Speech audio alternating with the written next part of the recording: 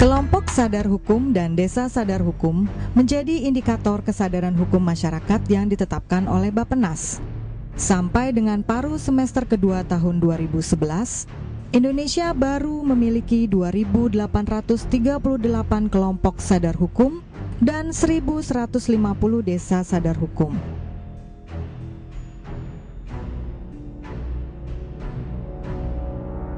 Tentu, angka ini akan terus bertambah mengingat program pembinaan kelompok kadarkum dan desa sadar hukum terus digalakan oleh Pusat Penyuluhan Hukum Badan Pembinaan Hukum Nasional melalui kantor wilayah Kementerian Hukum dan HAM di seluruh Indonesia.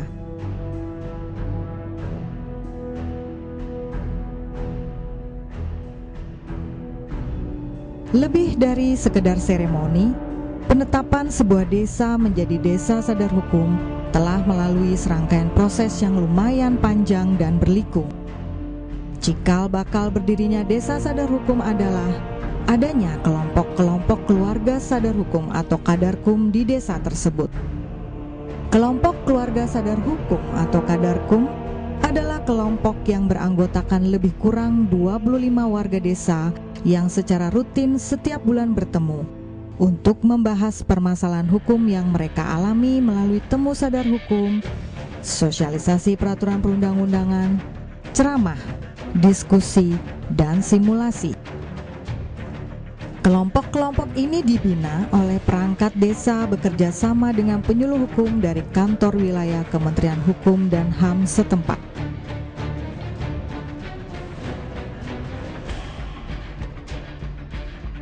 Ada beberapa kriteria agar sebuah desa atau kelurahan untuk diresmikan menjadi desa sadar hukum, seperti pelunasan kewajiban membayar PBB mencapai 90% atau lebih, tidak adanya perkawinan di bawah usia berdasarkan ketentuan dalam Undang-Undang Nomor 1 Tahun 1974 tentang perkawinan, angka kriminalitas rendah, rendahnya kasus narkoba, tingginya kesadaran masyarakat terhadap kebersihan dan kelestarian lingkungan, dan beberapa kriteria lain yang ditetapkan daerah.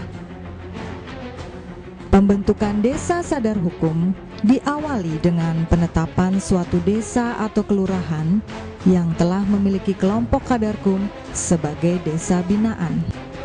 Desa atau kelurahan binaan terus dibina oleh kantor wilayah Kementerian Hukum dan HAM atau pemerintah daerah setempat untuk menjadi desa sadar hukum.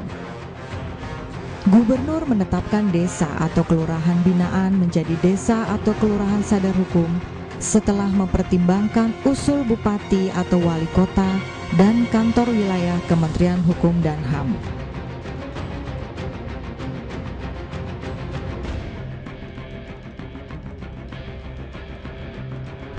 Pembinaan kepada masyarakat desa maupun kelurahan bekerja sama dengan pemerintah Kanwil dan Kementerian Hukum dan juga Departemen Hukum yang akan memberikan reward anugerah sasana desa maupun kelurahan tersebut. Dan sebelum meraih daripada penghargaan itu, maka kami melakukan pembinaan secara berjenjang bersama-sama dengan Departemen Kanwil Kementerian Hukum dan HAM yang ada di Provinsi Bali ini, melalui meminta personil-personilnya untuk bersama-sama staf kami teknis yang membina itu untuk turun ke masyarakat, memberikan pemahaman, pengarahan kepada masyarakat kami yang ada di seluruh wilayah Kabupaten Bandung ini. Pertemuan setiap bulan sekali, itu minimal. Tetapi kita biasanya ada program 2 kali dalam sebulan. Jadi kalau ada hal-hal penting yang perlu kita sosialisasikan, kita biasanya mengundang tokoh-tokoh masyarakat, kemudian dari keluarga kadar hukum yang kita jumlahnya 100 orang, kemudian di dalamnya ada 10 orang dari kepengurusan kadar hukum yang ada di wilayah Kelurahan Legian, seperti itu. Karena kadar hukum di generasi muda sangat penting untuk menjauhkan kita dari yang namanya narkoba, namanya pergaulan bebas seperti itu, agar tidak terjadi kesenjangan antara masyarakat. Kami menerapkan yang namanya Trihita Krana itu, Perayaan Pawongan dan Pelemahan dalam pelaksanaan Desa Sadar Hukum itu melakukan koordinasi bekerja sama dengan kalian desa adat agar masyarakat kami tertib administrasi dan tertib hukum adat dan tertib adanya perundang-undangan yang berlaku di pemerintah. Komunitas Kadarkum yang dibina oleh lurah itu adalah aset. Itu adalah aset kita.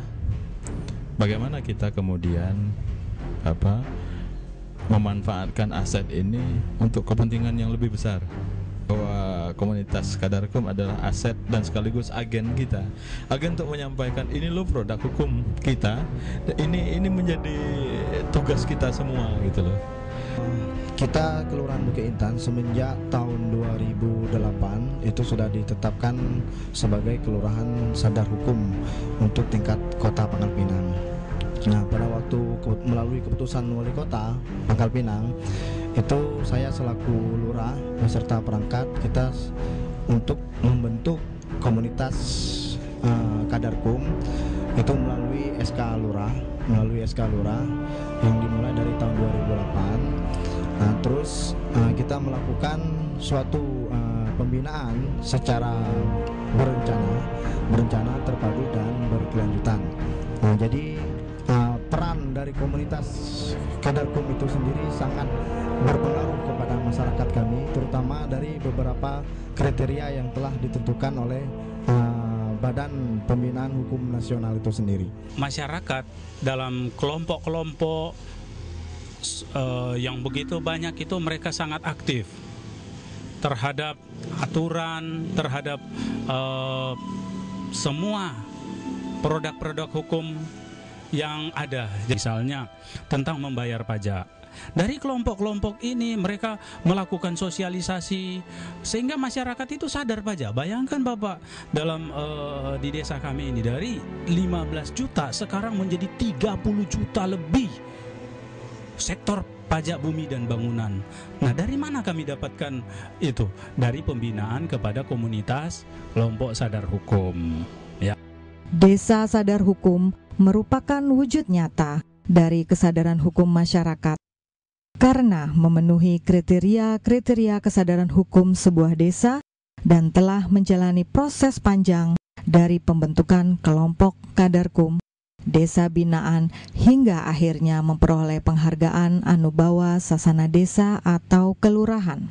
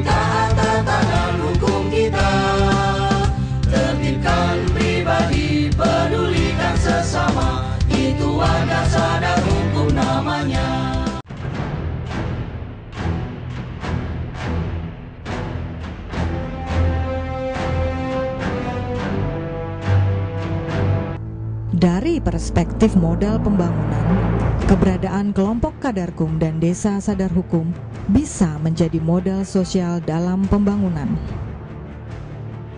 Modal dasar dari adanya ikatan sosial yang kuat adalah adanya kerjasama di antara anggota kelompok atau organisasi. Dalam hal komunitas kelurahan, ikatan sosial akan terbangun apabila ada kerjasama di antara semua warga masyarakat. Kerjasama akan terbangun dengan baik apabila berlandaskan kepercayaan di antara para anggotanya. Kemampuan komunitas atau kelompok-kelompok untuk bekerja sama dan menumbuhkan kepercayaan baik di antara anggota-anggotanya maupun dengan pihak luar merupakan kekuatan yang besar untuk bekerja sama dan menumbuhkan kepercayaan pihak lain. Karena itulah disebut modal sosial. Ya, alhamdulillah dalam beberapa tahun ini kita berupaya untuk membina kader-kader sadar hukum di Desa Pal 9, terutama kader-kader perempuan, dan itu kita buktikan dalam kita bentuk kelompok-kelompok. Artinya ada kelompok-kelompok kader hukum perempuan, kelompok kader-kader hukum laki-laki. Dengan terbentuknya kelompok kader hukum ini, kita berupaya untuk tetap kampanye lah istilahnya, bagaimana masyarakat kita ajak bahwa persoalan hukum ini sangat penting bagi kita gitu. Dan hukum kita junjung tinggi ya. Dengan melalui kelompok-kelompok ini yang dimana pembinaannya selain di desa itu juga dibina oleh Kementerian Hukum dan HAM Provinsi Kalimantan Barat. Nah, yang ini tetap berupaya sehingga kami ya sebagai warga di desa tetap berupaya punya keinginan masyarakat kita semuanya sadar terhadap hukum itu sendiri. Kiat-kiat untuk membangun tentu kita berupaya sehingga masyarakat kita Pal 9 terutama yang jumlahnya 23.000 jiwa secara otomatis tingkat mungkin pelanggaran hukum dan lain sebagainya cukup tinggi. Kriminalitas di mana karena masyarakatnya juga banyak. Dan tentu dengan adanya masyarakat yang besar ini potensi-potensi untuk melanggar hukum besar. Dengan itu kami berupaya semaksimal mungkin sehingga bagaimana persoalan-persoalan hukum yang ada di masyarakat itu tidak terjadi kembali, atau paling tidak kita mengurangi lah dampak daripada pelanggaran-pelanggaran hukum.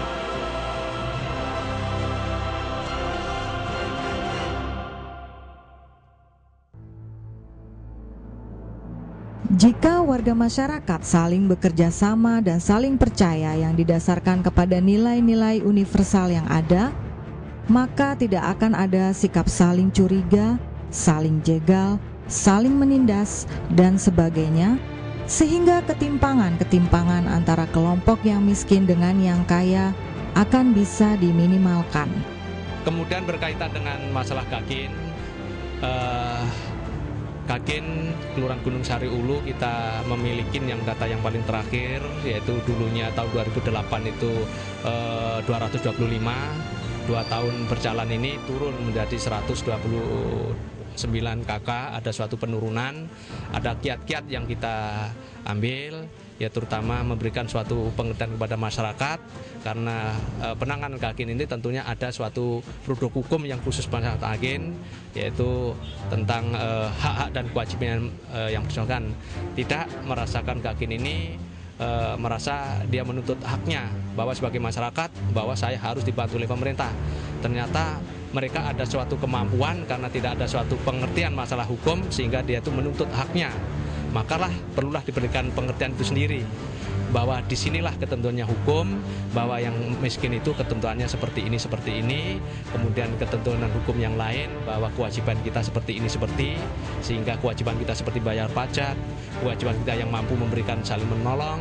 Ya tentunya langkah-langkah pemerintah kelurahan ini adalah melaksanakan kegiatan sosialisasi yang kita sebutkan tadi, ya, sehingga masyarakat itu memahamin ternyata oh iya kami ini di samping hubungan dengan Hablum Minallah, dia juga Hablum Minas.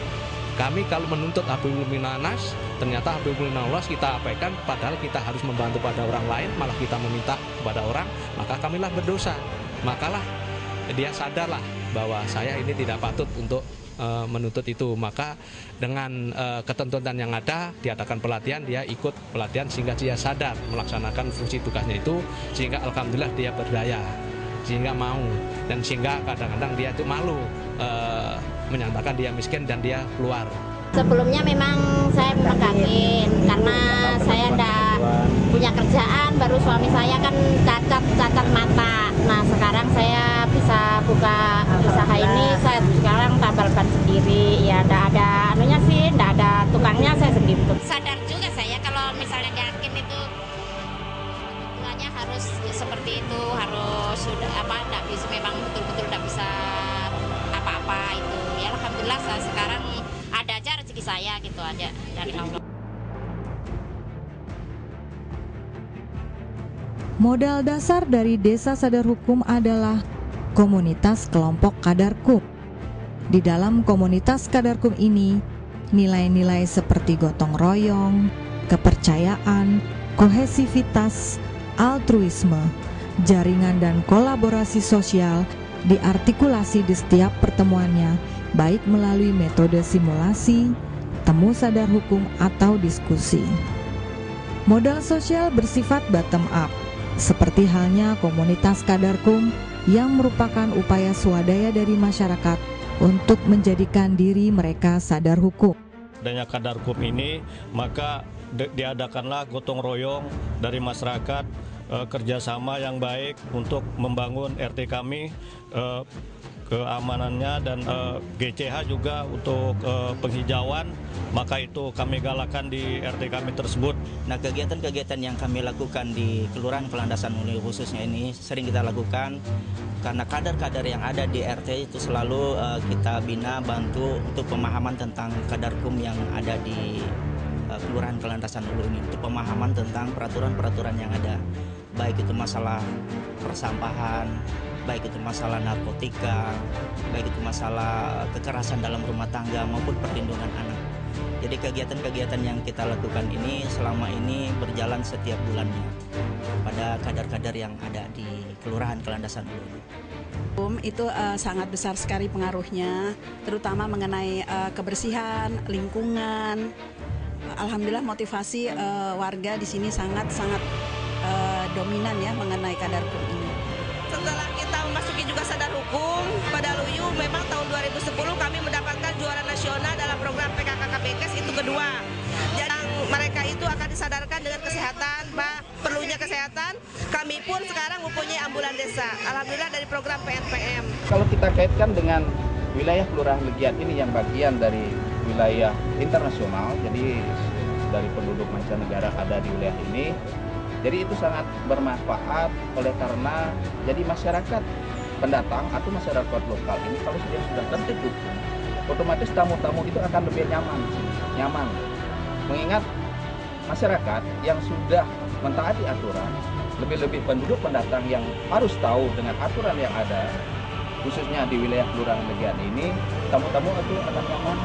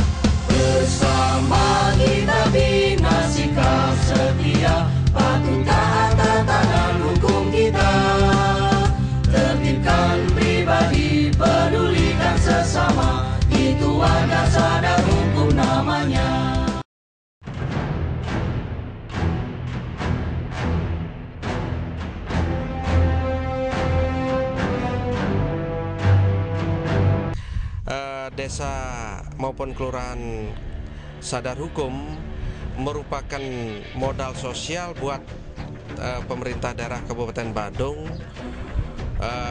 Ini tidak bisa dipungkiri bahwa tatkala situasi keamanan hukum kita bisa tercipta, maka sangat berpengaruh terhadap iklim atau dunia investasi yang masuk ke wilayah kita ini.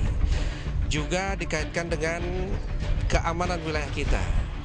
Kalau wilayah kita tidak nyaman dari sisi keamanan kriminal maupun keamanan hukum, maka orang tidak akan mau atau investor-investor tidak akan mau berinvestasi ke wilayah kita ini.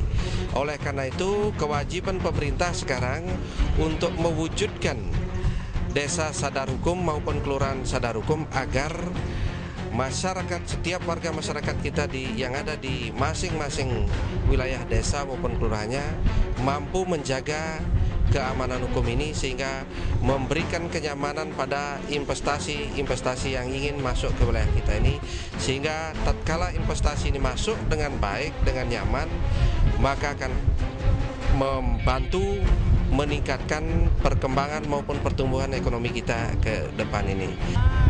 Aman dan aman sekali ya. Dan saya suka bukan cuma aman tetapi juga terlindungi dengan masyarakat melindungi saya. Jadi kalau umpamanya berapa hari orang tidak lihat saya pasti akan tanya kemana, di mana, sakit, di mana. Jadi kayaknya ada rasa kekeluargaan di sini. Ya selama saya di sini saya belum pernah lihat ada kerusuhan atau demo. Sering macet tapi bukan karena ada demo tapi karena ada upacara. Itu beda. Tidak tahu ya, tetapi kalau di sini sudah rasanya kayak ada di tengah satu keluarga. Di desa di mana semua orang saling kenal, saling sapa, selalu ada yang senyum, selalu ada yang sapa, anak-anak semua. Jadi rasanya memang enak.